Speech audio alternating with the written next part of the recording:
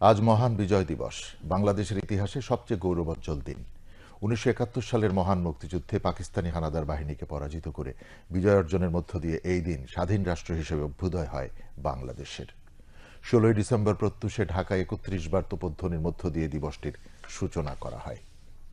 সকল সরকারি, আধা সরকারি, স্বায়ত্তশাসিত ও বেসরকারি ভবনে জাতীয় পতাকা উত্তোলন করা হয় এবং গুরুত্বপূর্ণ ভবন ও স্থাপনাসমূহ আলোকসজ্জায় সজ্জিত করা হয়।